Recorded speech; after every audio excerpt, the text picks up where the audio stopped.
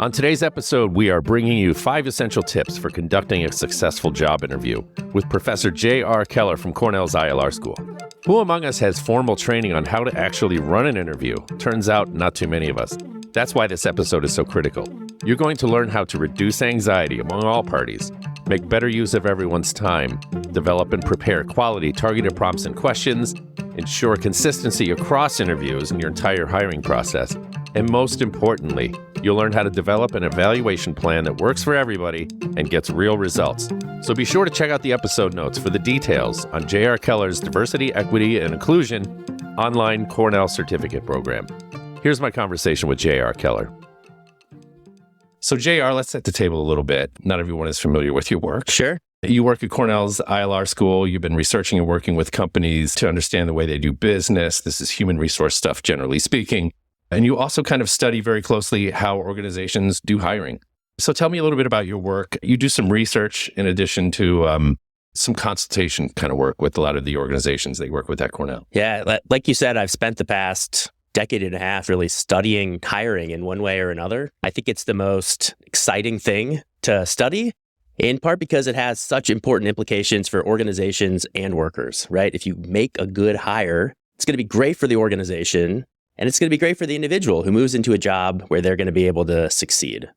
And I've been able to supplement the research or the more sort of technical data-driven research with all sorts of conversations with companies through our Center for Advanced Human Resource Studies at the ILR School, and also through new work as the Associate Director of Research at ILR Wide, which is a new institute, right, really focused on improving inclusion, diversity, and education in workplaces. So JR, I mean, is it fair to say that most people aren't good at interviewing? Yeah, that is very few of us have had formal training. Is that the case? It is absolutely the case, right? I could say declaratively here right off the top that most people are not good at interviewing. But there are reasons that this is the case, right? Why? Well, the first is what you just mentioned, is that most people don't get formal training on how to do interviews. Right? Even at the best organizations, right? And I am like an HR cheerleader, right? Yep. The best talent acquisition organizations, most of what they'll do, right, is they will do an excellent job preparing questions for you as a manager interviewing candidates, ideally giving you a rubric on how to evaluate candidates, maybe having some tips on a website.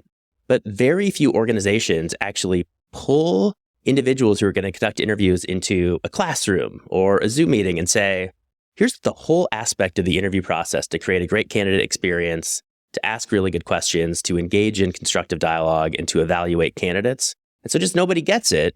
And I think part of the idea is that we simply say, listen, if you aced your interview, that means you should probably be a good interviewer yourself. That's right. Or you're a manager of people. You Exactly. You figure it out. Yeah. The other is that we often do this really infrequently. Some of you out there might hire hundreds of people a year.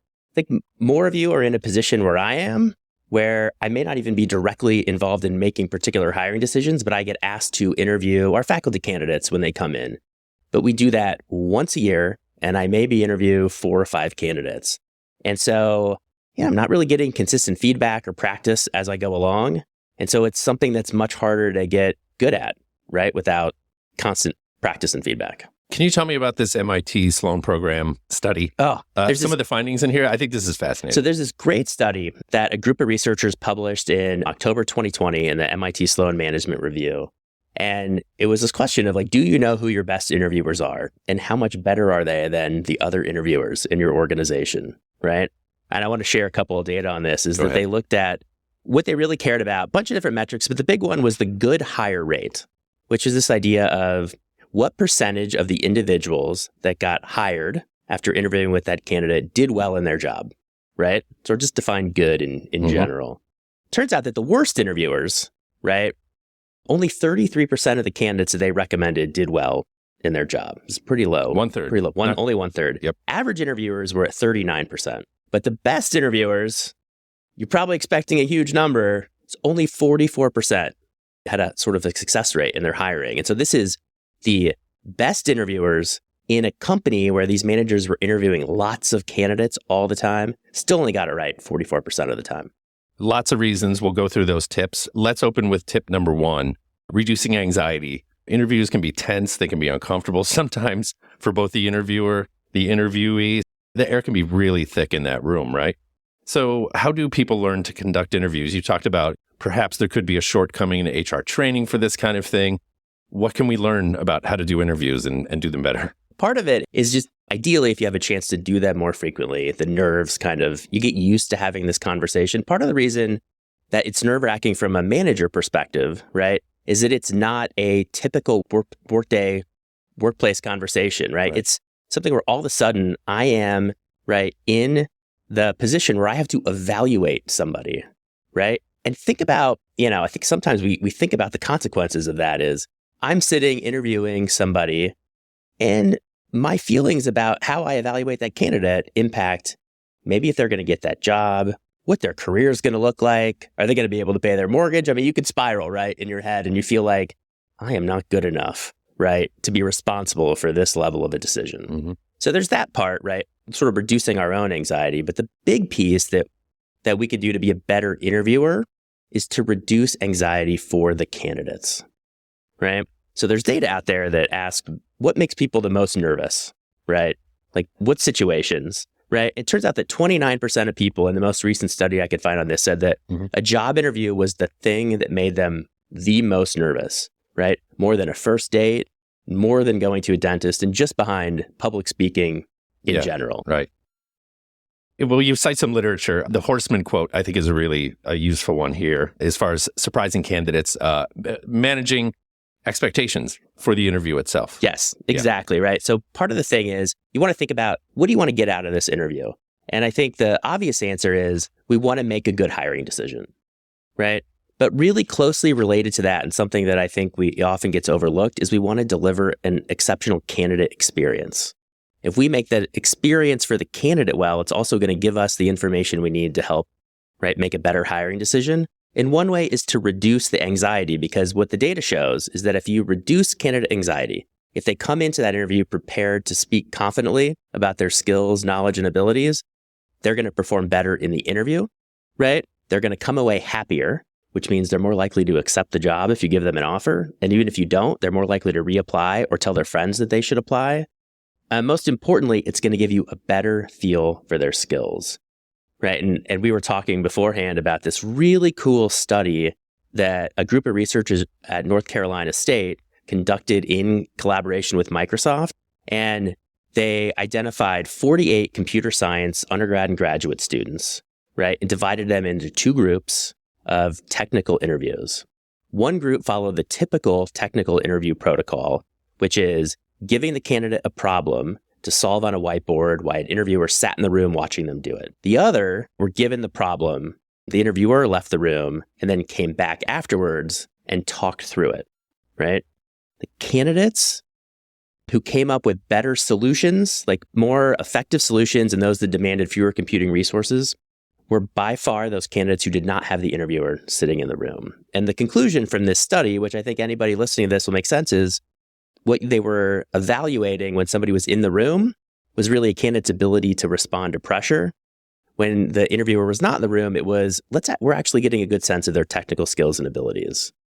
The nice thing is, though, is that there are different ways that we can do this for sort of more regular interviews, right? There's different strategies to reduce anxiety. There's that old expression that you don't stand over Picasso's shoulder and tell him to paint.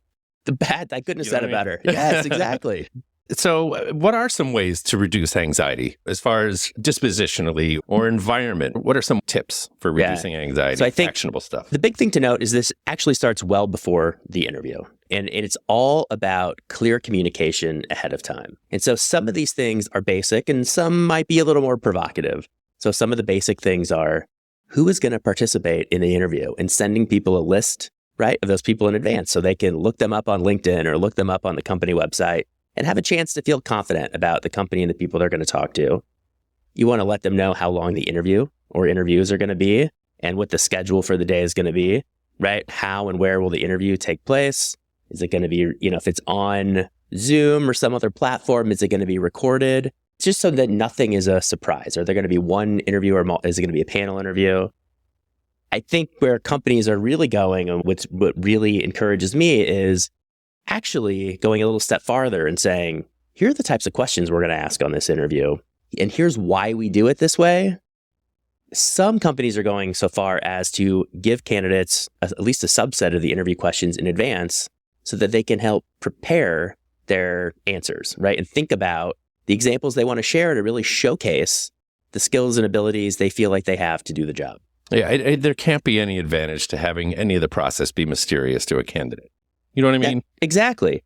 Right. And, the same study I talked about with nervousness, the number one thing that people were nervous about going into interview was answering a difficult question. And I think really another way to think about that is they're really worried about gotcha questions. And there just shouldn't be gotcha questions in an interview. Even you have a note here that small talk can be helpful. Yes. And maybe it's instructive in learning how somebody does small talk if it's part of the job or whatever. Yeah. And I think part of it is, small talk's a hotly debated topic in academia and the research on interviews, because you can imagine that, if you're talking about shared sports or shared upbringing, then it can introduce bias, right, into the process that might have you focus more on the things you like about what the candidate does outside of work than their ability to do the job. But it's also a really necessary part of setting the stage and setting the environment, because people want to be working with people they feel comfortable having conversations with. And so my advice on the small talk piece is really just plan your small talk ahead of time. What do you want to talk about, and be consistent across candidates? And then think about, one way to do that is to think about what are really interesting or cool things that our company does that we can talk about. What's some of the swag that we give out? Where was our last company meeting that we did? What's a cool strategy that's going on in the area of the business that might help fill the time before we jump into the sort of the more meat and potatoes? And that enables the candidate also, right? So here are the people that are going to be involved in the interview. You get to check out their stuff, right? Yeah. And it's funny, Mark, you worked with my colleague so-and-so, right? Yes. I don't know. That could be useful. Totally useful. All right. Tip number 2, valuing the candidate's time. This is important to demonstrate. Why? Yeah. This is going to be obvious to everybody, but you want to show people that you care about them as a candidate, because that's how they're going to assume they're going to be treated as an employee, right? I work with especially our undergrad students who are interviewing for internships and full-time jobs seemingly around the clock. Mm-hmm. And they talk all the time when we have class discussions on this about hiring managers showing up late, about not getting a schedule until they show up, even if they've taken the bus down to New York City to do an interview. And the reason these things that might seem small to a manager, I'm running 5 minutes late. I run 5 minutes late to every meeting. For a candidate, right? The interview is an information gathering process too for them, right? They have a really small pool of information on which to decide and evaluate you as a company and a manager that they want to work for. And so those 30 minutes you have in the interview, or the 5 minutes they run late, it can be a sort of a flashing red stop sign, right? I don't know if I should work here. They're going to assume, right, that maybe they're not going to care about my opinions. They're not going to listen to my needs, et cetera. And so they may be likely, even if you like them as a candidate, to turn you down or speak negatively. And so the key 2 tips here are pretty straightforward, are don't be late and don't be distracted. And sort of sub tips on those. I know that for a lot of folks out there who do interviews, you can see an interview on your schedule and you almost take a deep breath like I just did. And we're like, I can't believe I have to do another one of these because I have 19 other things in my 1 plate. minute. Yeah. Yeah. Right. And Yeah. so to really get in the right headspace, to make sure that you're on time and giving candidates the sort of time and respect they deserve, if you have a 30-minute interview that starts at 1 o'clock, you block your calendar starting at 12:45, right? So make sure you have time to prep, time to read through your questions, time to look at their resume. Again, this is where I hear students say, I was on a Zoom call with somebody and I saw them holding up my resume like they'd seen it for the very first time. That's not really the impression that you want to give to candidates. Right. And you do take a reputational hit if that becomes the way that you do interviews. You know what I mean? Word gets around, let's be honest. It totally does. The world's always as smaller than you think it is. Yes. Tip number 3, quality prompts and questions, targeted question. Yeah. So this is probably the biggest set of questions that I get about what makes for a good question. It's hard to say, here are the 10 perfect questions, because what makes a good question for one job, right, may be different from what makes a good question for another job or another company. But they do all share one big common characteristic, is that a good question should help you to evaluate a particular set of knowledge, particular set of skills, ability, or experience that will predict performance in the job that you are hiring for. That's sort of the guiding light. And one way to think about that is through putting together a 3-step question. So you mentioned Mark Hortzman, who wrote one of my favorite books on hiring called The Effective Hiring Manager. And when I teach this 3-step process on developing an effective interview question. I'm going to tell you all these and I'll give you an example putting them all together. Go for it. All right. So the first one is the helpful lead-in. So you start the question by saying something like, in this job, you're frequently going to have to do X, Y, or Z, whatever behavior that might be. And that's really important because it's giving people a realistic job preview. Here's what you're actually going to do in this job. It's clear about what I'm looking for as a manager, and it has face validity, right? So I actually understand why you're asking me this question because I realize it has to do with the job you're going to try to evaluate me for. The other is sort of the typical open-ended question, right? That allows room. So you don't want a yes or no answer. You want to say, tell me about a time when, or give me an example of. And then you pair that with the behavior you really care about, right? So something very specific, which might be like persuaded a client to purchase a new good or service, right? So the idea is you pull all that together and you could say, at Keller Corporation, we sell this main software suite, but we're frequently innovating and adding add-ons that we have to sell to our existing clients. Tell me about a time when you've persuaded a client to purchase a new product or service. Right? You can see from a candidate perspective, it's really clear why I'm asking that question. I can tailor my examples to that. It also allows you as the manager then to ask follow-up questions related to this. Tell me about a time feels really high stakes. In fact, it elicits a little bit of anxiety, even within me. So you should probably have some ready to go. You should have some ready to go, but I think for as me, an interviewee. As an interviewee, for sure. Yes. Right. You can expect this is sort of behavioral-based interview question. Yeah. But the big thing for a manager, right? As you're thinking about what questions you want to ask, if you can't think of the helpful lead-in, if you can't say something like, at this company, we frequently do this, right? Or in this job, you're frequently going to do that, then it's probably not a question you want to ask because you're evaluating some knowledge, skill, or ability that's tangentially related to the job. Yeah, exactly. We're continuing with quality questions, and we're going to hit the flip side. Okay. Which questions to avoid?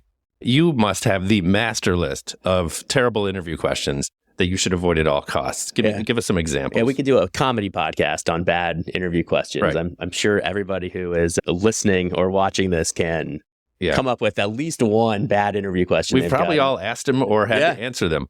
All right, so compliance, illegality, legality is the first. Yeah, step. So, we could go forever on this, but there are clearly illegal questions that you should avoid. You could certainly Google these. You can talk to your HR department about this, but questions about religion, marital status, things like that, those are blanket, off the table, can't be asked, can't consider those factors in a hiring decision. Okay, so that's sort of cut and dry. Go to HR for that. All right. But then we can all think about, these are what I think of as lazy questions.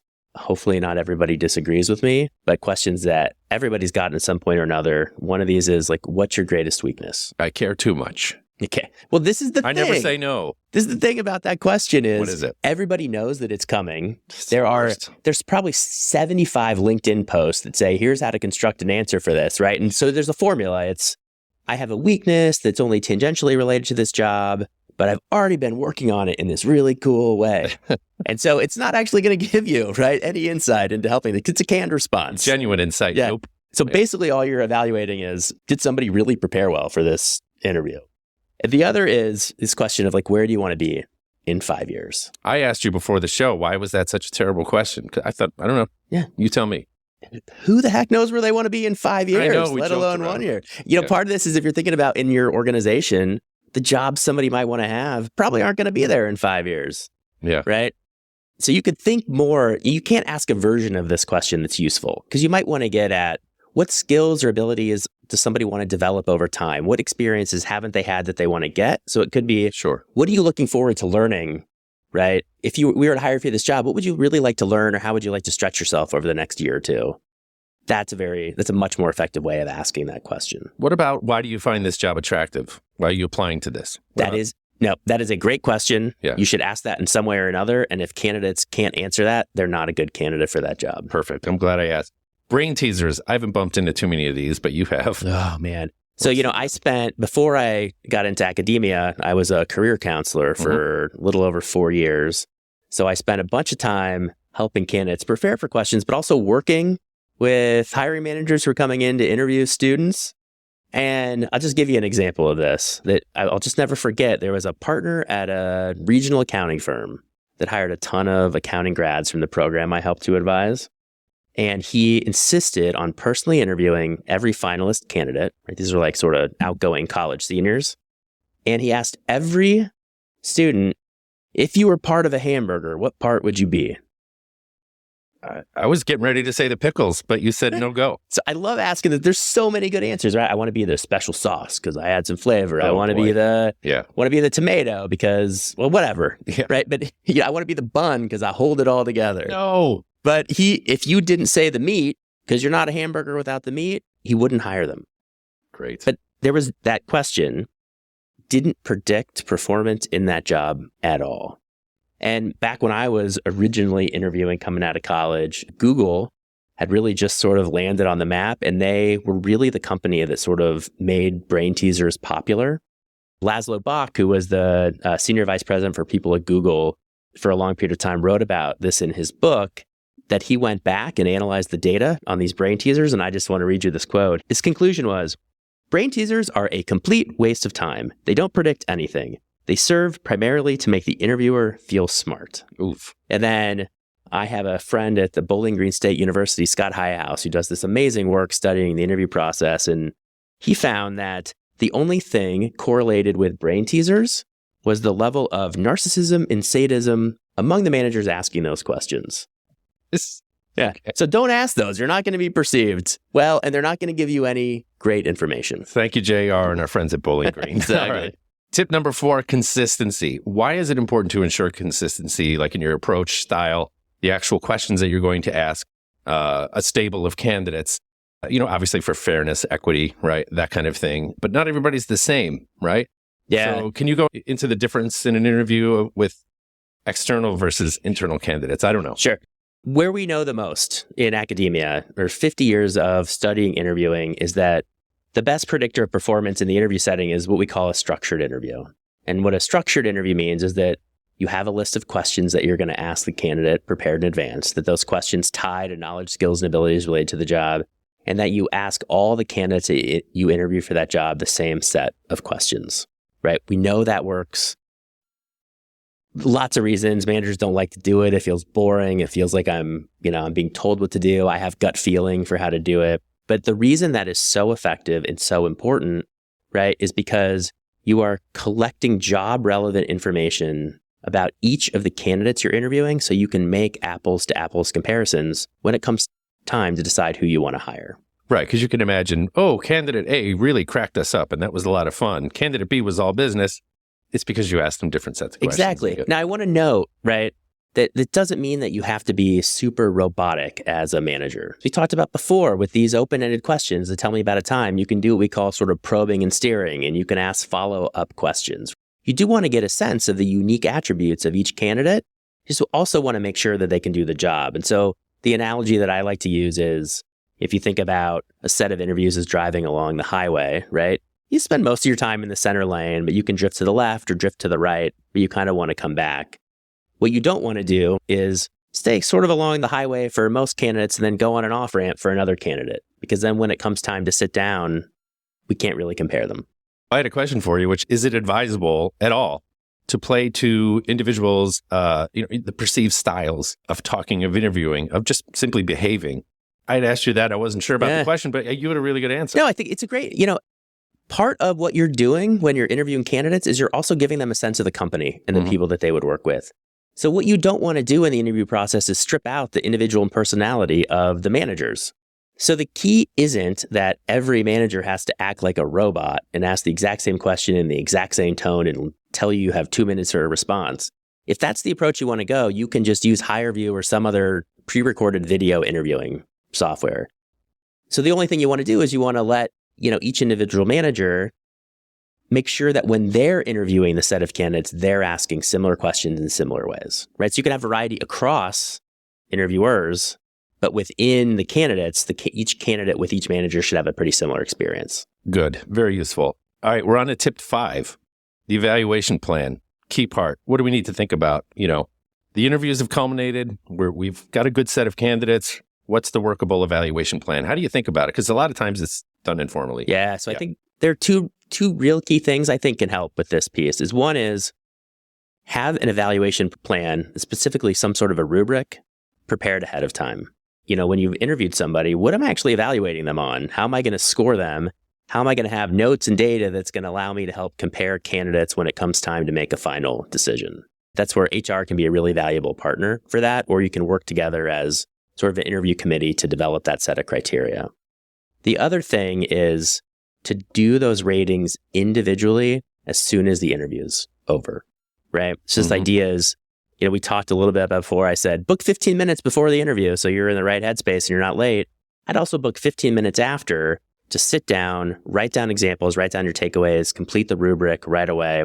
Also, before you've had a chance to talk to anybody else on your team that might have interviewed that candidate. So you're getting evaluations from everybody on the team independent of sort of the water cooler gossip that's bound to happen later in the day. So the individual hot take turns out is a very valuable thing that you should really lean into. Yes, exactly. But then when you come together, we start sitting around a table. Everybody spent time evaluating each candidate independently.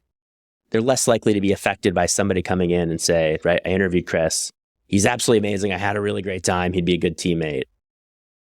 We all might have had our different experiences, and we also don't just want to talk about Chris. We want to talk about everybody else. And we have the data to allow us to do that and have a more structured conversation. I really think this is kind of a key point of emphasis where you recommend avoiding discussing candidates before the evaluation. Yeah. Like not a word. Yeah, it's really hard to do that in practice. So that's why it's so important to evaluate independently right after. But to the extent, this is part of when we think about logistics overall with the candidate slate. The extent you can bring everybody in, right, on the same day or within the same week so that you're gathering information and making quick decisions without sort of evaluating one person 1 week, another person 3 weeks later, that becomes a lot more challenging, right? You're going to have those conversations with other people. I asked you before we started if recording interviews was a legit thing. Is this considered good form, good practice? It's a really good question. The key is to be transparent with the candidate about what that's going to look like. I think that one of the ways that we see interviews transforming, even sort of person-to-person interviews, is right. Obviously, a lot more of those are being done by video. So a lot of those are being done by Zoom or Teams or sort of WebEx, whatever system your company might use.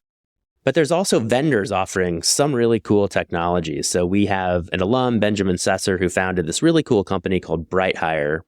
And it's an online video interviewing. So, you might interview me, but, it'd be live, right? So not sort of pre-recorded questions. But it's a really cool software because it does two things, right? If you interview me, it allows you to share snippets of that interview with other members of the team. So instead of me having to go through 6 rounds of interviews, maybe I go through 2, but then the team can share data really clearly. The other is one of the cool things about some of these technologies is they give real-time feedback immediately after feedback to the interviewer. So they will send out stats, right? Like, you talk 60% of the time and the candidate only talked 40% of the time. We actually want that to be the opposite. You talked about sports with all the male candidates and with none of the female candidates.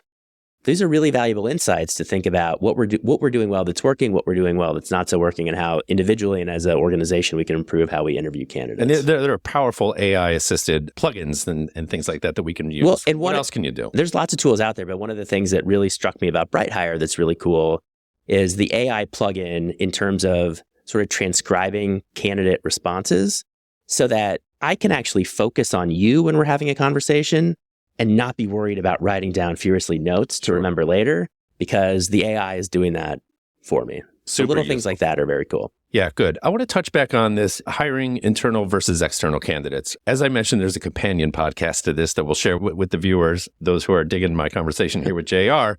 Definitely check that out. But what do we need to think about? So internal versus external, very different conversations. I'm a huge advocate of internal hiring, right? It is great for motivating individuals. You often make better hiring decisions. Those individuals have lots of great information about how things work in the organization. But still, the failure rate for internal hiring hovers around 40 to 50%. So we make lots of bad internal hiring decisions. And part of that is because we often think that we can or should be less formal in our internal hiring processes. We don't want people to think that we don't value them, so we don't want them to put them through like a competitive, more formal process. But it is really good for managers and employees to actually sit down and have a true interview for a job. Because as a manager, knowing that you're going to have an interview means you actually have to think about the questions you want to ask, which means you have to think about what skills and abilities are actually needed in this job versus I'm just going to fit this job around the candidate that I have in mind. Right. And I think it also, it helps give the candidate a chance to ask questions about what's this job really going to be like? Do I want to work with this manager? Is this the next step for my career? So you're going to end up making matches that are better for the company and the individual and avoid bad choices when we just sort of plug the person that we think we know best into the job. J.R. Keller, great advice. Thank you for the 5 essential tips for conducting job interviews successfully. Yeah, you're welcome. It's super fun to talk about. Happy birthday, partner. Thank you. See ya. Thanks for listening to Cornell Keynotes. Check out the episode notes for information on J.R. Keller's online certificate programs to take your interviewing and hiring game to the next level. Thank you again, friends, and please subscribe to stay in touch.